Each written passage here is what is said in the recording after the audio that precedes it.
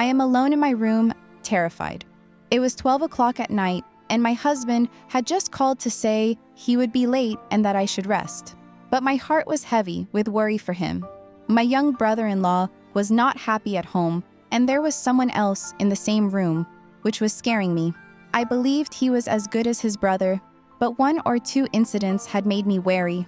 My mother-in-law had also scared me a lot. If it weren't for that, I would have been carefree. The fear was starting to pass slowly now, but it had also started to rain, and my heart felt even heavier. I was more afraid, worried about one thing.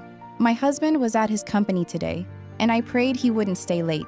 I wanted him to come back on time because his intentions might change.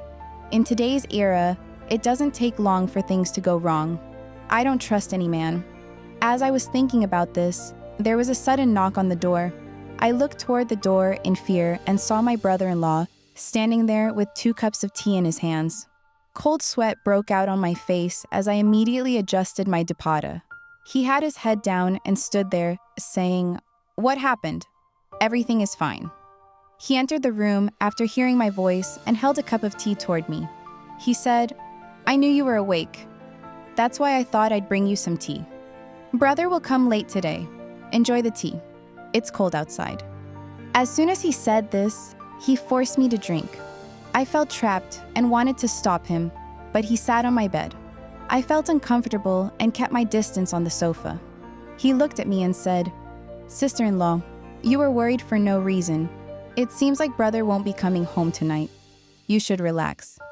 My head was bowed and my hands were shaking. I raised my frightened eyes and saw my brother-in-law. In a low voice, I said, "Shahnawaz, it's not appropriate for you to be in my room at this time. Please go to your room. If your brother sees us together, he'll misunderstand." Hearing this, Shahnawaz remained silent for a moment. He had become someone I no longer recognized. I sat up straight, and he put the teacup aside. He started shouting and looking at me, saying, "Sister-in-law, you're so innocent. Are you misunderstanding me? Brother won't be coming home tonight. You should calm down." My head was bowed, and my hands were trembling. I raised my frightened eyes and saw my brother-in-law. In a low voice, I said, "Shahnawaz, it's not appropriate for you to be in my room at this time. Please go to your room. If your brother sees us together, he'll misunderstand." Hearing this, Shahnawaz remained silent for a moment. He had become someone I no longer recognized. I sat up straight, and he put the teacup aside. He started shouting and looking at me, saying, "Sister-in-law, you're so innocent. Are you misunderstanding me? Brother won't be coming home tonight. You should calm down." I was terrified and didn't know what to do. I stood up and said, "If you want to sit here, you can. I'm going to the lounge." I was nervous because I had heard of many cases where relationships between brothers-in-law and sisters-in-law had gone wrong. I couldn't ruin my relationship at any cost. I was a girl from a small family where we were always taught to build our own house and not complain. I had become too lightheaded and quietly left the room. Shahnawaz immediately stood up and said, "No, sister-in-law, don't worry. Close the door well and relax. Even if brother comes late, I'll open the door for him. Don't worry." I knew he was angry, and I started worrying that he might say something rude to my husband. But for now, as soon as he left, I locked the door from the inside and sat on the couch, terrified. There was a lot of panic because I didn't know when my husband would return.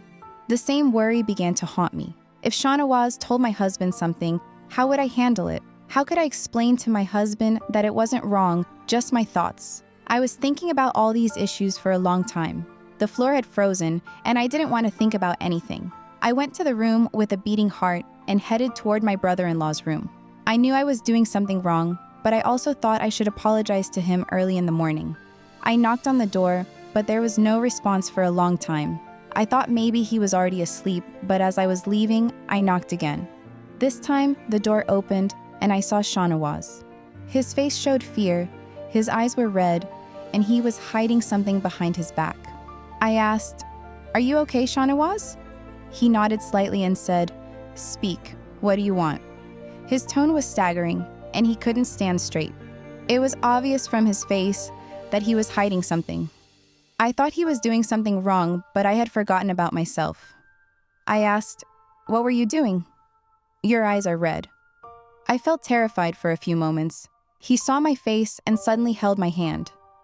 I was so upset that I couldn't say anything before he dragged me inside the room. As soon as my eyes adjusted, I saw a man lying on the floor. My heart sank. Even in my worst dreams, I never imagined my brother-in-law would do something like this inside the house. I looked at Shanawaz with wide eyes, feeling like slapping him across the face. I wanted to slap him so hard that he would lose his sanity. How could someone from such a noble family do something so disgusting? Before I could say anything, he put his hand on my waist. I slapped him hard and grabbed him by the collar, shouting, "Shameless man! How could you do this? Your brother and mother worked so hard to raise you, and you're acting like this inside the house?" I wanted to bury him in the ground, but I didn't have the strength because I was a delicate woman and he was a strong man. Suddenly, he grabbed my arm and pinned me to the wall.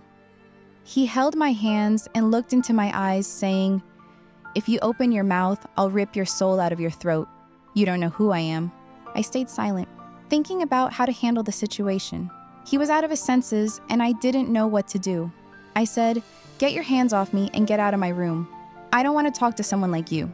As soon as I said that, I tried to get out of his grip, but he pinned me to the wall again. He said, "If you wanted to distance yourself from me, why were you in my room? You're dirty yourself. Remember, there's a thief in your heart." Hearing these words, my hair stood on end. I felt like my heart was about to stop. I wanted to slap him again, but I didn't dare because if he became bloodthirsty, he might hurt me. I glanced at the door, which was still locked. My heart was racing, and I prayed to God for help. I pushed him hard and ran out of the room toward my own room. He chased me, but I quickly entered my room and locked the door from the inside. My heart was pounding, and cold sweat broke out on my forehead. I felt like my heart was about to give out, but I didn't give up because I knew if I lost courage, I would lose my dignity. I immediately stamped my foot on his, causing him to stumble, and I took the opportunity to lock the door. Tears streamed down my face as I sat on the ground, my heart bleeding. I thought about calling my husband and telling him everything, but when I looked outside, it was raining heavily. I felt safe in the silence and closed the door tightly. I sat down wrapped in a blanket, thinking about my life. My marriage was arranged by my parents. I was a village girl, and my father was a simple farmer. My mother-in-law liked me and married me to her eldest son. I was brought to the city, but I didn't like the lifestyle at first. Gradually, I got used to it. In the beginning, my husband was very supportive, but over time, he became distant. I didn't mind because I knew in-laws are always like that. I focused on serving everyone and keeping my mouth shut. Time passed, and my husband became more loving.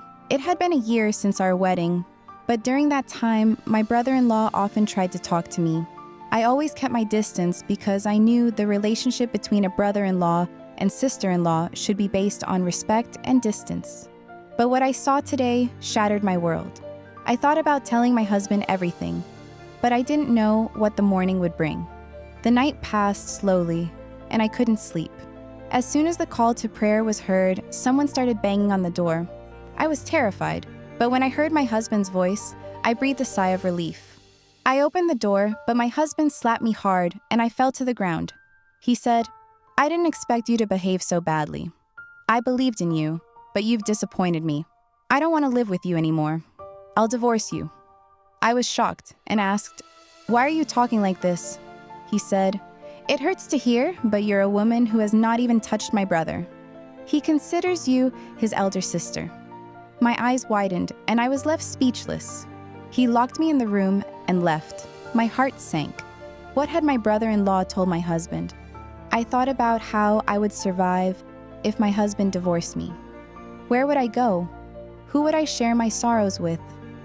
My heart almost stopped thinking about it.